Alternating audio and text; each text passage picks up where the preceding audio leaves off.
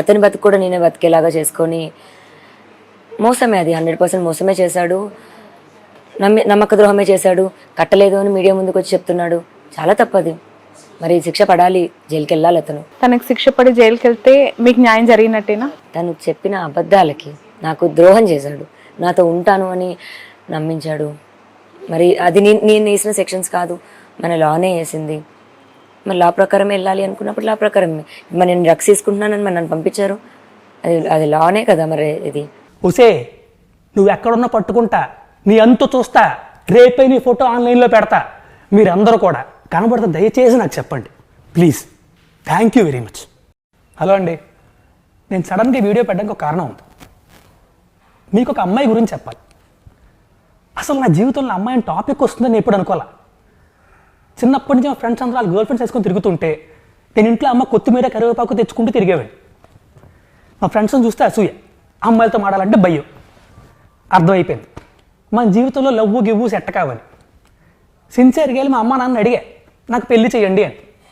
మొదట కంగారు పడ్డారు, కానీ తర్వాత నా కరువు అర్థం చేసుకొని ఒక మంచి సంబంధం చూశారు. ఇంకేముంది, పెళ్లి సెట్, మండపం సెట్, రాబందులు అదే చుట్టాలు వచ్చారు. పండక్క తయారు చేసిన గంగిరెద్దులో పెళ్లి కొడుకు కొంచెం కూర్చోబెట్టారు.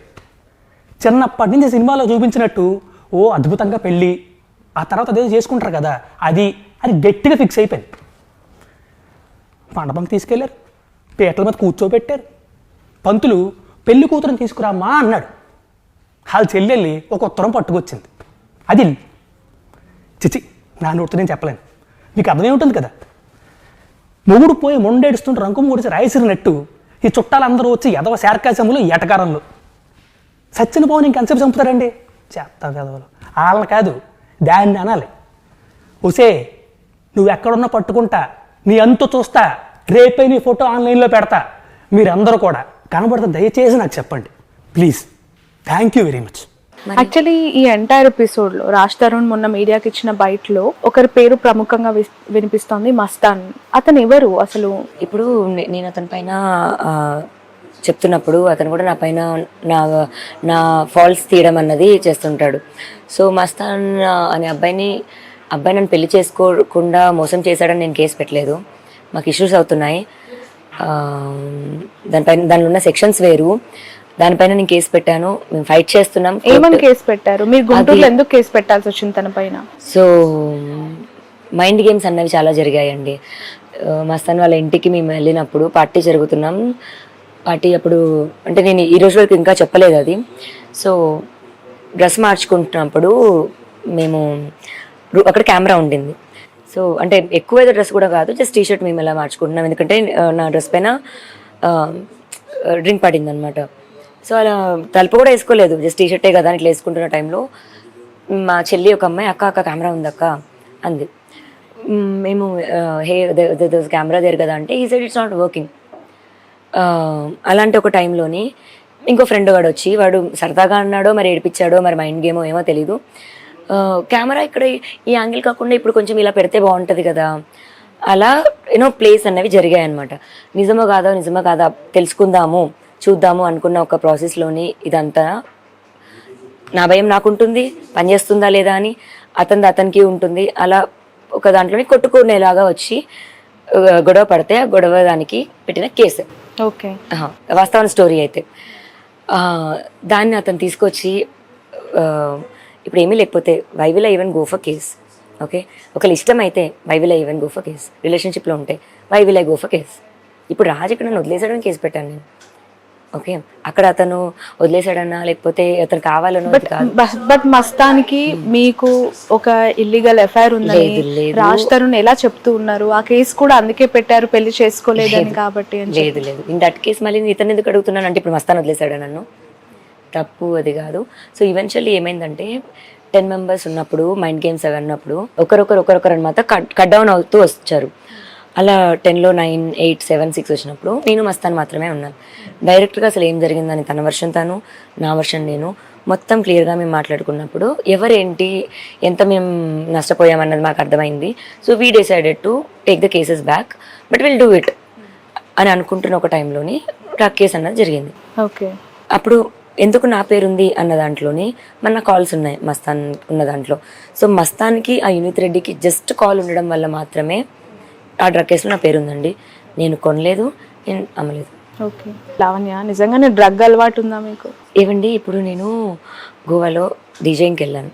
నాకు అక్కడ ఇప్పుడు పార్టీ ఫ్రెండ్స్ అన్నది ఖచ్చితంగా ఉంటుంది. బట్ నేను మానేసి మళ్ళీ వచ్చింది కూడా 2021లో వచ్చాను. ఇప్పుడు 24 మళ్ళీ నేను గోవా వెళ్ళాలి. ఇప్పుడు టూ ఇయర్స్ నేను గోవా వెళ్ళాలి. నేను వెళ్ళినప్పుడు, నేను చేయనప్పుడు, ఆ ఫ్రెండ్సే ఉండనప్పుడు నేను ఎలా చేస్తాను? అండ్ ఇప్పుడు నేను ఈ కోపంలో రాజతరుణ్ చేస్తాడు, రాజతరుణ్కి అలవాటు ఉందని నేను చెప్పొచ్చు. నేను అలా చెప్పను, నింద కూడా వేయను. అబ్బాయికి అలవాటు లేదు, అలా చేసే ఫ్రెండ్స్ నాకు లేరు, నా ప్రపంచంలో వాళ్ళు ఎవరు లేరు, అది నిజం. ఓకే, బట్ చెయ్యని ఈ నేరానికి, చెయ్యని మీ ఇన్వాల్వ్మెంట్ లేని మరి ఏం చూపిస్తాడు ఇప్పుడు? మిమ్మల్ని ఎందుకు అంత బలి చేసి A9 గా మిమ్మల్ని A11 గా నేను, A9 గా మస్తాన్ని పెట్టి అన్ని రోజులు జైల్లో ఉంచి? సో ఇప్పుడు మస్తాన్ అనే అతను ప్రభాకర్ రెడ్డి గుంటూరు నివాసులు అండి. వాళ్ళు ఫ్రమ్ గుంటూరు. వాళ్ళు ఫ్రెండ్స్ అయి ఉండొచ్చు, వాళ్ళు ఇంకేదైనా అయి ఉండొచ్చు. మరి వాళ్ళు దొరికారు అన్న దాంట్లో మస్తాన్ పాత్ర ఉందో లేదో నాకు తెలియదు, నాదైతే లేదు. అక్కడ మేము ఒకటేసారి కలిసి వాష్ చేసుకుందాం అనుకున్నాం. నేను కూడా ఒకటే లాయర్ని పెట్టుకుంటాను అని మేము మాట్లాడుకోవడం జరుగుతుంది. అతని కేసుది ఒకేసారి తీపిచ్చేద్దాము, ఒక ఫ్లోలోనే వెళ్దాము అనుకుంటున్న ప్రాసెస్ అది. అండ్ రాజు ఇప్పుడు ఏం చూపిస్తున్నాడు? ఆల్రెడీ ఒక కేసు అయినా మస్తాన్ది చూపిస్తున్నాడు, ఆల్రెడీ నా డ్రగ్ కేసు చూపిస్తున్నాడు.